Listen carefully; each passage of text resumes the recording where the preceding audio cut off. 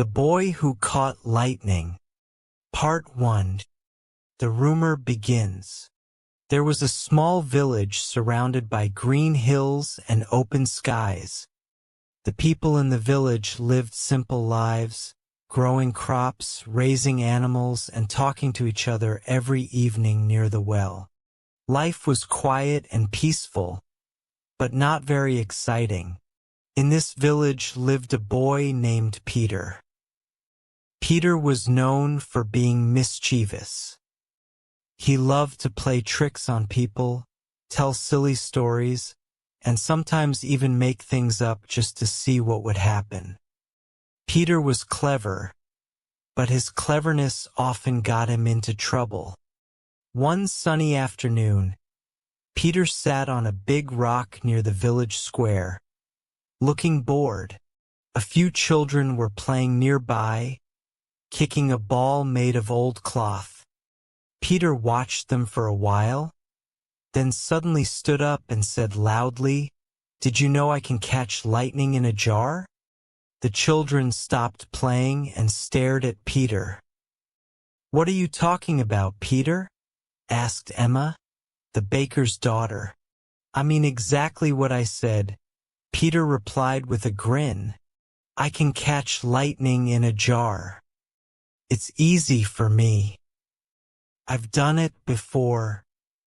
"Lightning is dangerous," said Tommy, the shepherd's son. "It's not something you can catch like a butterfly." Peter shrugged.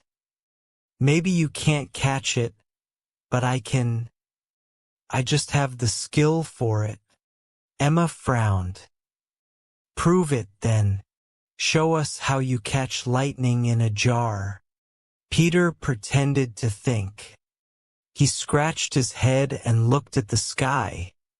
"I'll do it," he said finally, "but not now. I'll show you when the next storm comes.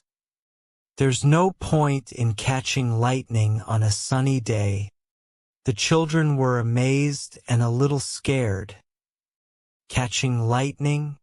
How could anyone do that? But Peter sounded so confident that they believed him, at least a little. Word spread quickly.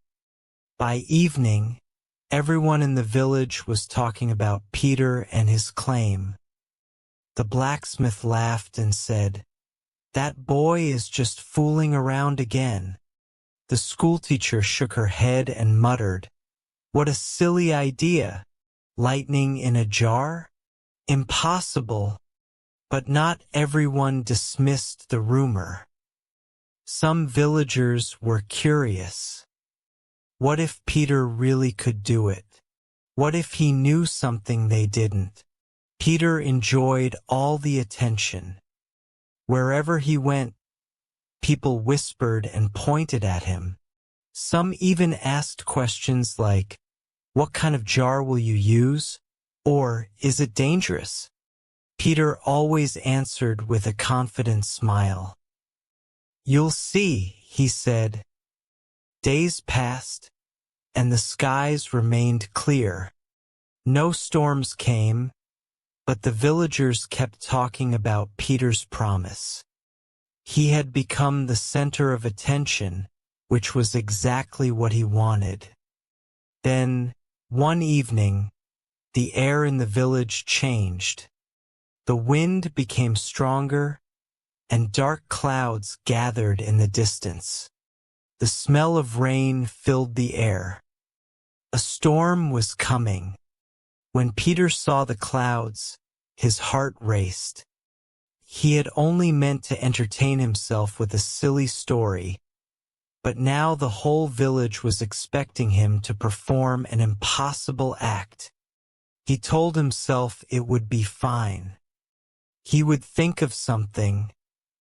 That night, Peter couldn't sleep.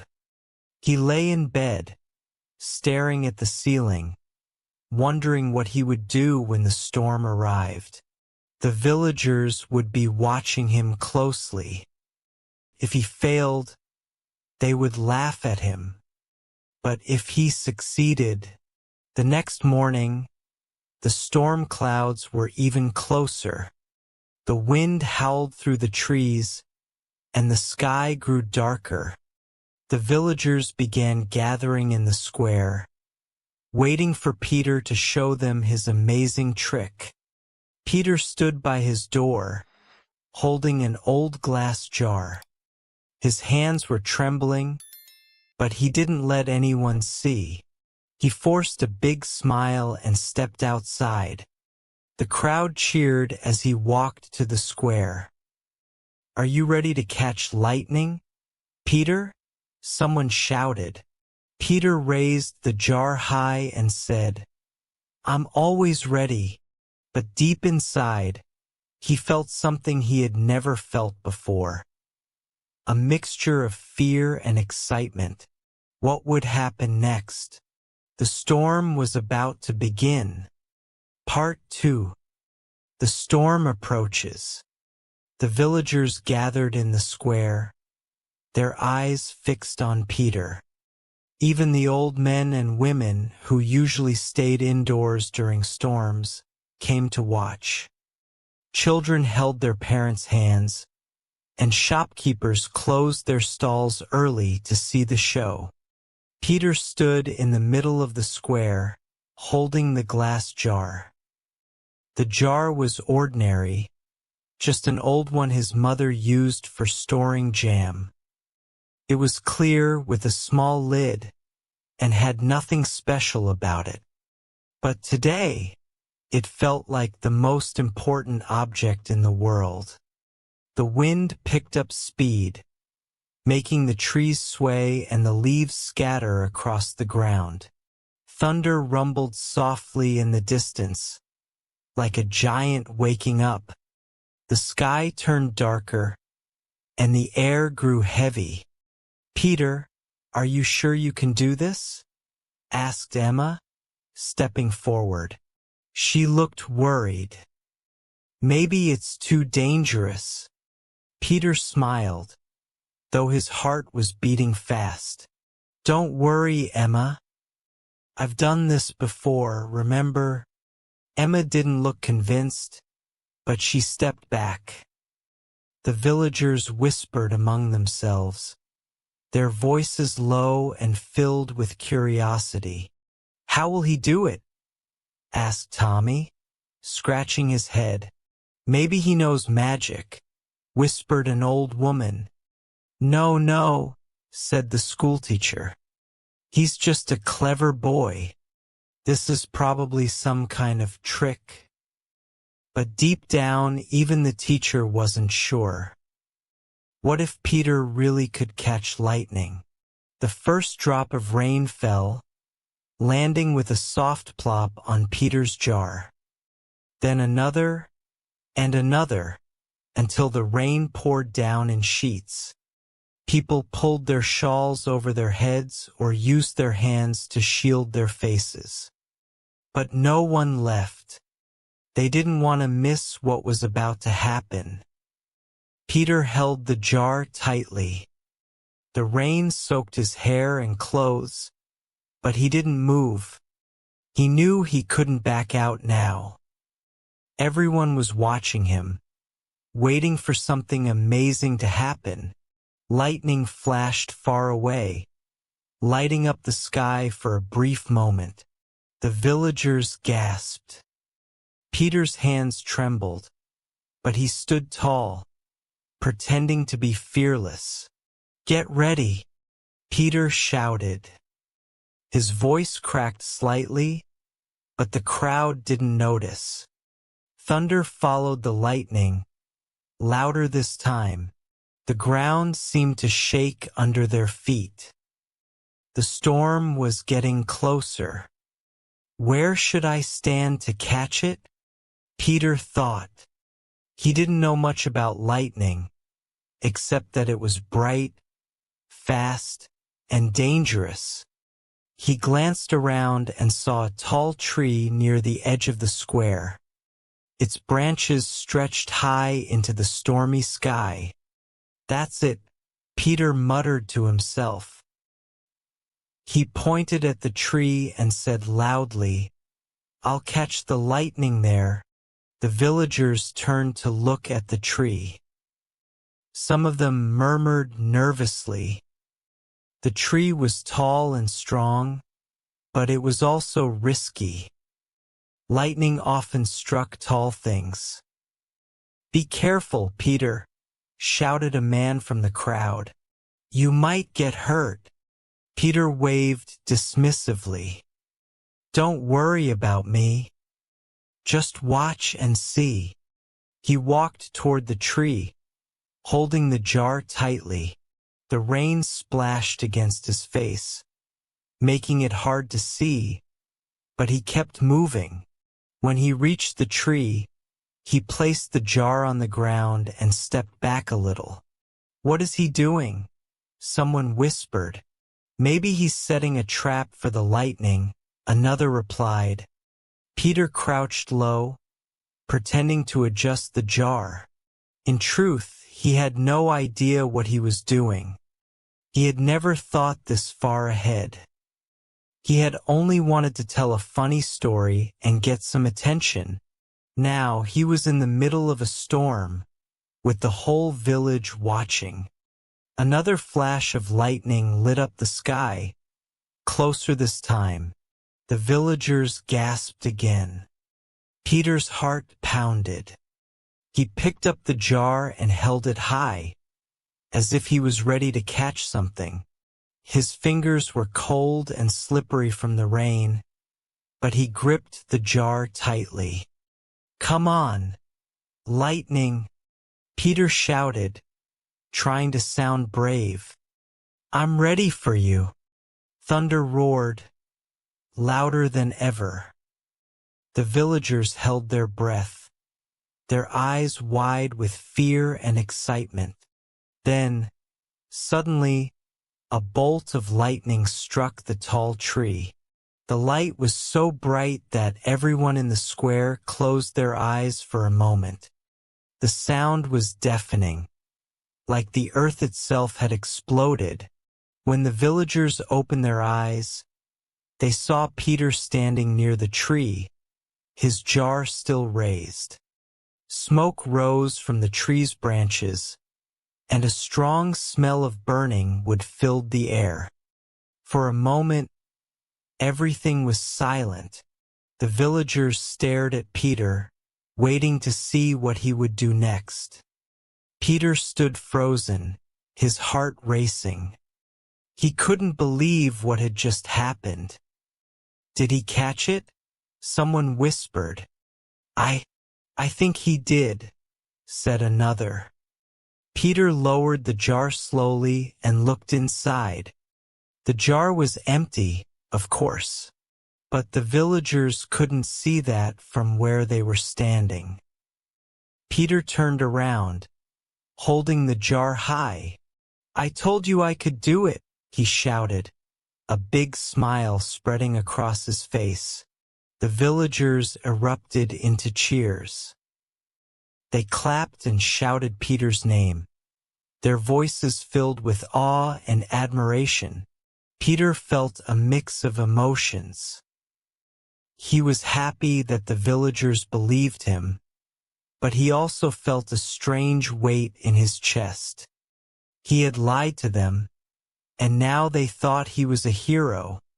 As the storm began to pass, the villagers crowded around Peter, asking questions and patting him on the back.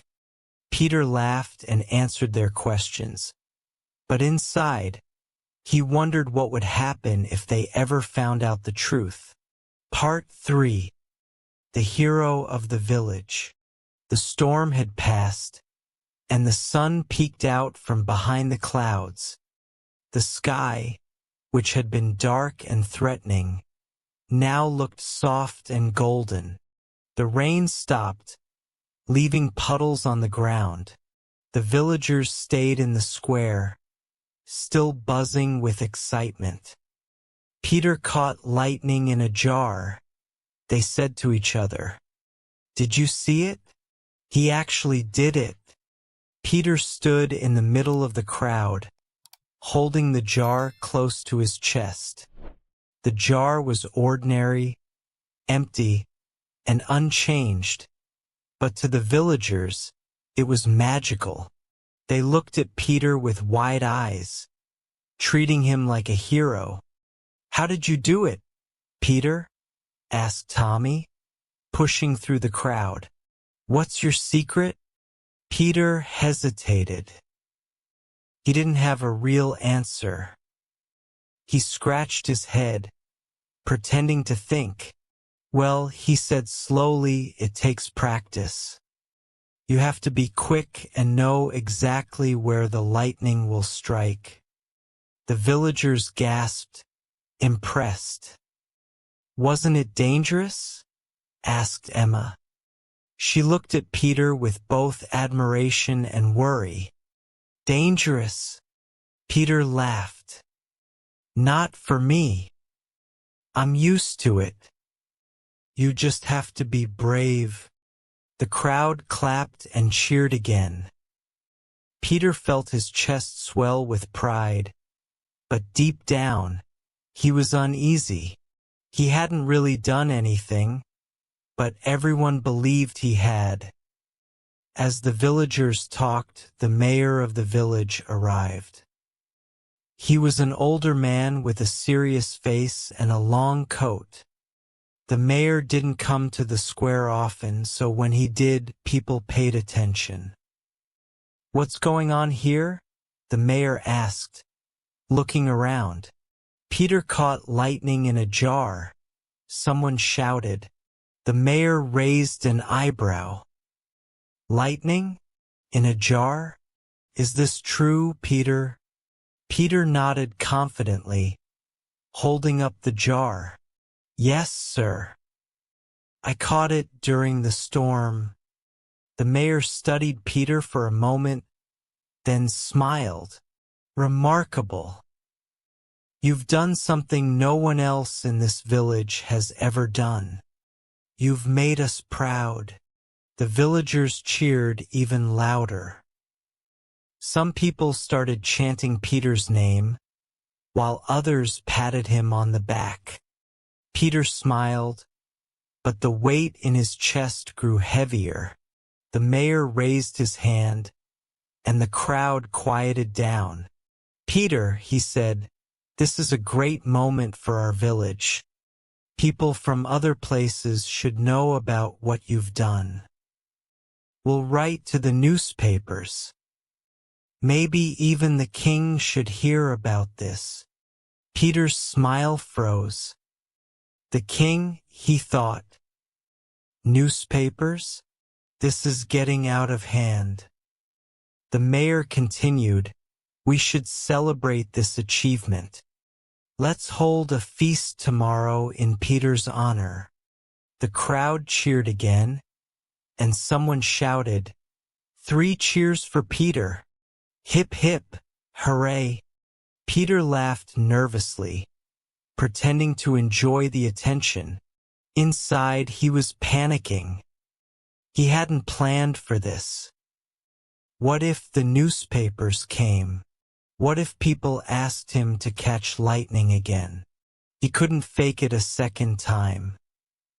As the villagers began to leave the square, Peter walked home with his jar. People waved at him and called out, "Good job, Peter," or "You're amazing." When Peter reached his small house, he slipped inside and closed the door. He leaned against it, letting out a big sigh. "What have I done?" he whispered to himself. His mother, who had been cooking in the kitchen, looked up. "Peter, what's all this noise outside? People are talking about you." Peter walked into the kitchen and set the jar on the table. I told them I caught lightning," he admitted. His mother raised an eyebrow. "Caught lightning? In this jar?" Peter nodded. "It was just a joke at first, but now everyone believes me. They're even planning a feast tomorrow." His mother wiped her hands on her apron and sat down.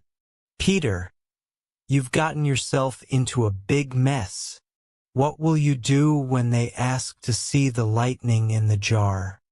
"I don't know," Peter said, rubbing his face. "I didn't think it would go this far." His mother shook her head. "You need to be honest. Tell them the truth before it's too late." Peter frowned. "But they're so happy. Everyone thinks I'm a hero. If I tell them the truth now, they'll all hate me." His mother looked at him for a long time, then sighed. "You'll have to make a choice, Peter. Either tell the truth and face the consequences, or keep pretending and hope it doesn't fall apart." Peter went to bed that night, staring at the jar on his bedside table. He felt proud that people admired him, but the weight of his lie pressed heavily on his chest. The next morning, the village square was busy with activity. People were setting up tables and decorations for the feast. Children ran around, laughing and playing. Everyone was excited to celebrate Peter's incredible feat. Peter stayed in his room, staring out the window. He could see the villagers preparing and hear their laughter and cheers. His mother's words echoed in his mind. "You'll have to make a choice." As the sun rose higher, Peter knew he couldn't hide forever. He had to go to the feast. But what would he do? Would he keep up the lie or tell the truth? With a deep breath, Peter grabbed the jar and stepped outside. The villagers cheered as he walked toward the square. His heart pounded with every step. The feast was about to begin, and Peter was at the center of it all. Part 4. The truth comes out. The village square was full of people when Peter arrived. Long wooden tables were lined with food, bread, cheese, soup, fruits, and cakes. The smell of delicious food filled the air, making Peter's stomach growl. People were laughing and talking, excited for the feast in his honor. As soon as Peter stepped into the square, everyone cheered. "Peter! Peter! Peter!" they shouted, clapping their hands. Peter smiled nervously, raising his hand in a wave. He felt like a hero, but his stomach felt heavy, like a big rock was sitting in it. The mayor stepped forward, wearing a big smile. "Peter, the village is so proud of you. You've done something amazing, something no one else could do. We're here today to celebrate you." Peter smiled back, but inside, he was shaking. He wasn't sure how much longer he could pretend. "Thank you," Peter said in a quiet voice. The villagers quieted down to listen to him. "Thank you all for celebrating with me," he continued. Peter paused. He could feel everyone watching him, waiting for him to say something amazing, something that would make them cheer even louder. But inside, Peter knew something. He knew he couldn't keep lying. The lie had grown too big. People believed that he had done something impossible, something they would never forget. If he didn't tell the truth soon, he might never be able to fix things.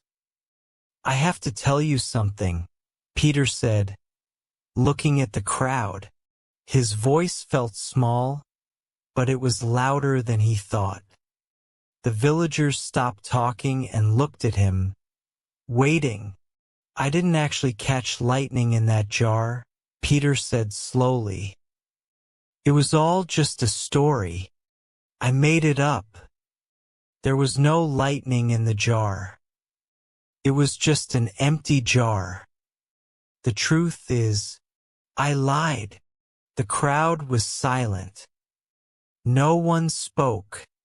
The air felt still, and Peter could hear the beating of his own heart in his ears. His hands were sweaty, and he held the jar tightly. He didn't know what would happen next. Would the villagers be angry? Would they shout at him? After what seemed like a very long time, the mayor stepped forward. His face was serious, but his eyes were kind. "Peter," the mayor said slowly, "why did you lie?" Peter looked down at the jar in his hands. He didn't know how to explain. He hadn't meant to hurt anyone. He just wanted to impress the villagers, to be seen as someone special. He never thought it would go this far. "I just wanted to make everyone look at me," Peter said softly. "I wanted to be something big, like a hero. I didn't think about what would happen if they found out the truth." "I'm sorry." The villagers stood in silence, listening to Peter.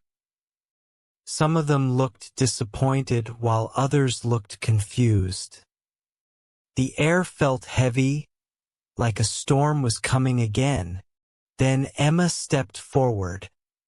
She looked at Peter with a kind expression.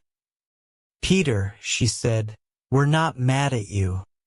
We're disappointed, yes. But everyone makes mistakes.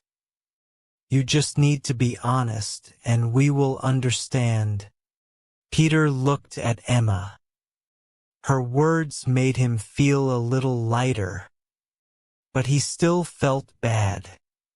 The whole village had believed him, and now he had let them down. The schoolteacher spoke up next. "Peter, what you did was wrong, but I understand why you did it. Sometimes people want to be noticed. But the truth is always more important than a lie." One by one, other villagers began to speak. "We still like you, Peter," said Tommy. "We're just glad you told the truth." "I don't think you're a hero because of lightning," said another villager. "But I think you're brave for admitting you were wrong." The old woman who had whispered about magic the day before smiled. "You were brave, Peter. Not for catching lightning, but for telling the truth. That's what matters." Peter felt his chest lighten, and for the first time that day, he smiled. It wasn't the big, proud smile he had worn earlier. It was a small smile, but it felt good. "Thank you," Peter said, looking around at the villagers. "I'm really sorry. I never wanted to hurt anyone." The mayor nodded.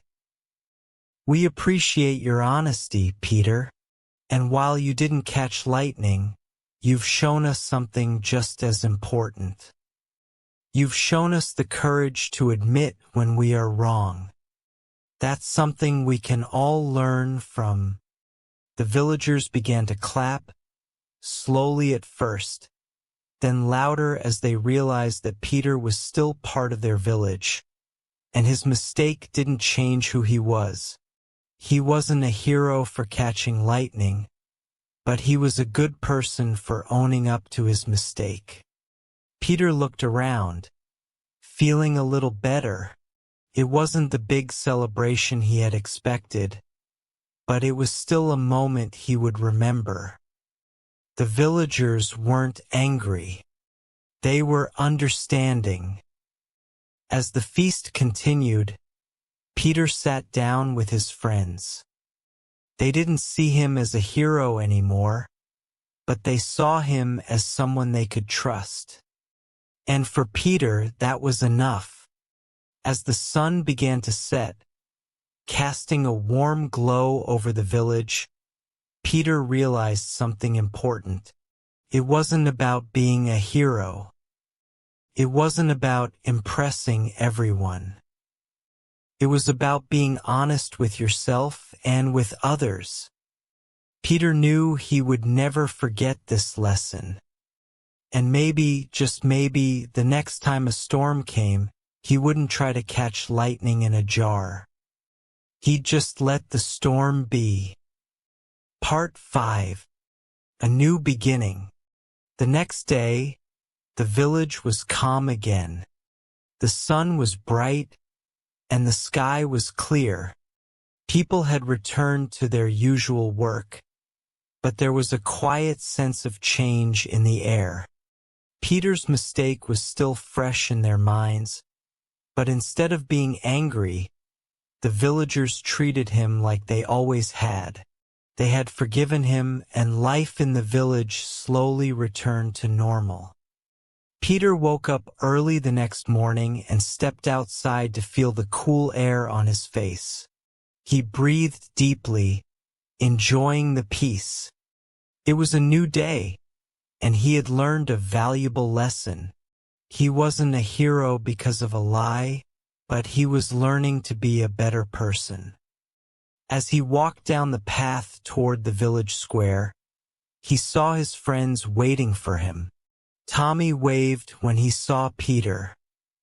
"Hey, Peter, are you ready for the picnic today?" Peter smiled and nodded.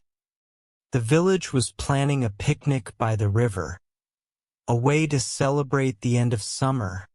Even though Peter wasn't the hero everyone had once thought he was, he felt happy to be with his friends.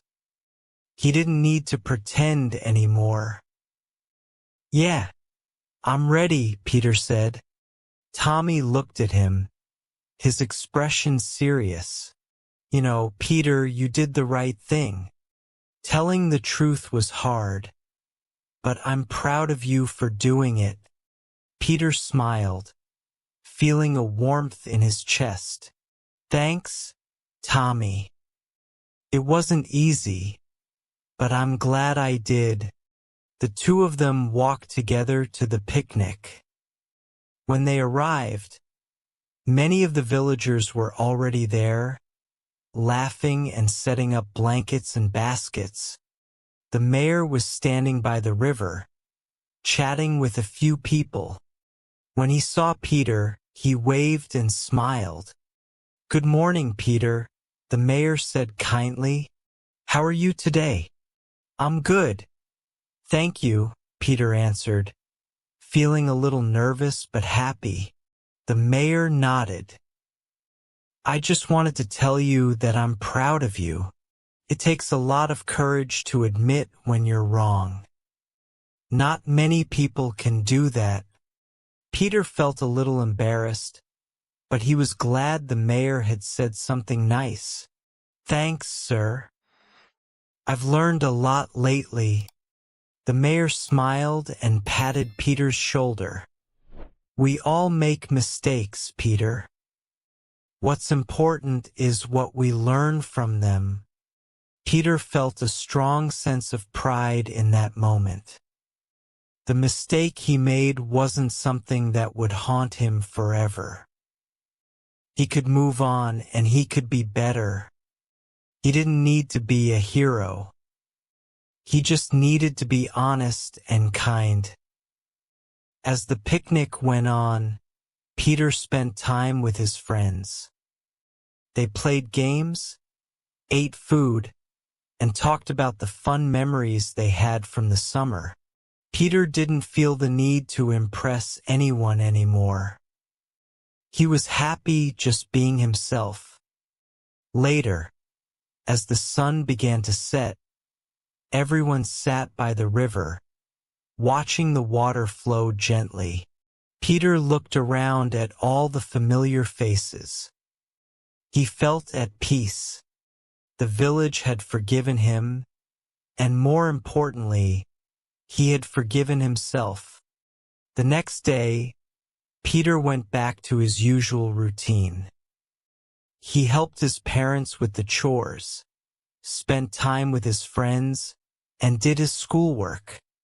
Life felt normal again, but there was a new sense of maturity in Peter. He understood now that sometimes the best way to be strong is by being honest. One evening, as Peter walked home, he passed the old tree by the village square. The same tree where the idea of catching lightning had first come to him. He stopped and looked up at it, feeling a wave of memories rush over him. Peter smiled to himself. I don't need to catch lightning in a jar, he thought. I just need to be the best version of myself. And with that thought, Peter walked home, knowing that the future held many more lessons for him. But he was ready for them. Part 6. A Lesson Learned. As the weeks passed, the village seemed to settle into a rhythm. The peaceful days of summer were fading, and the cool winds of autumn began to blow through the trees. But for Peter, the lessons he had learned that summer stayed with him, guiding his thoughts and actions. He had become more thoughtful, more patient with himself and others. He didn't rush to impress people anymore. He realized that the best way to be liked wasn't by pretending to be something he wasn't, but by being honest, kind, and hardworking. One day, Peter sat outside his house, watching the leaves change colors on the trees. The quiet of the village was comforting. He was alone, but it didn't bother him. He was finally at peace with himself. He had come to understand that the world didn't need him to be a hero. It needed him to be real. His mother walked out and sat next to him on the old wooden bench. She smiled at him, her face gentle but full of wisdom. "Peter," she said, "you've been through a lot this year. I'm proud of the person you're becoming." Peter smiled at her, feeling a sense of warmth in his heart. "Thanks, Mom. I'm learning a lot. I think I'm becoming a better person." She nodded. "It's not about being perfect, Peter. It's about learning from your mistakes and growing from them." Peter looked at the tree in the yard, its leaves dancing in the wind. "I think I understand that now. I don't need to be the best at everything. I just need to be me." His mother chuckled softly. "Exactly. And remember, no matter what happens, we will always love you for who you are, not for anything you do." Peter's heart swelled with love. He had always known his parents loved him, but hearing those words made him feel truly understood. "Thanks, Mom," he said softly. The days went on, and the village continued its quiet life. Peter kept up with his chores and schoolwork, helping his parents whenever they needed him. He had earned the trust of his friends again, and they all enjoyed each other's company without the need for grand stories or lies. One afternoon, Peter walked to the village square, where he saw the same group of children who had once believed his wild tale about catching lightning. They were playing, laughing, and running around, carefree as always. Peter smiled and walked up to them. "Hey, guys," he called out. They all stopped and turned to look at him. "Peter," Tommy said, grinning. "You're just in time for the game. Want to join?" Peter hesitated for a moment. He wasn't sure if they still saw him the same way they once had.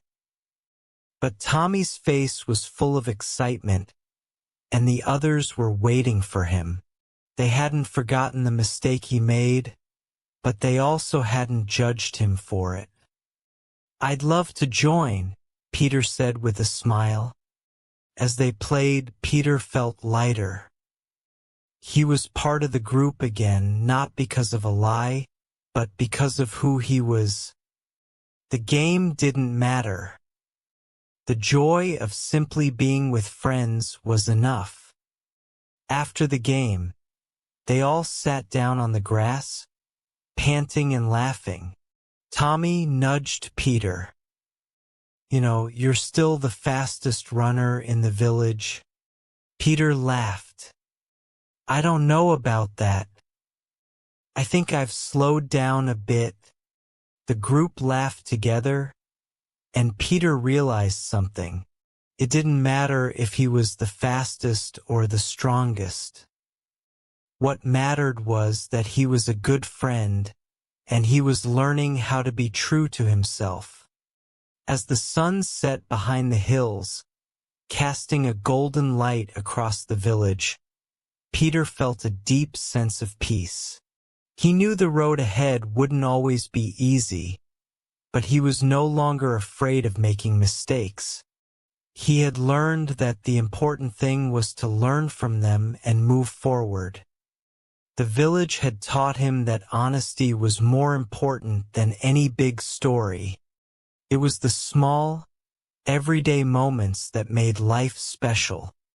It was the love of his family, the trust of his friends, and the quiet moments of reflection that would guide him. And so, Peter continued his life in the village with a heart full of understanding. He had stopped trying to catch lightning, but in a way he had found something far more valuable. He had found the power of being himself. As he walked home that evening, his heart was light. The stars were just beginning to twinkle in the sky, and Peter knew that, no matter what the future held, he would be ready. He had learned the most important lesson of all, that being true to yourself was the greatest power you could have. And with that, Peter walked into the night, no longer a boy chasing lightning, but a boy who had found his own way to shine. That's the end of the story. If you enjoyed the story, please like, share, and subscribe for more exciting tales. Check out our other videos and share your thoughts in the comments. Stay tuned for the next adventure. Thanks for watching.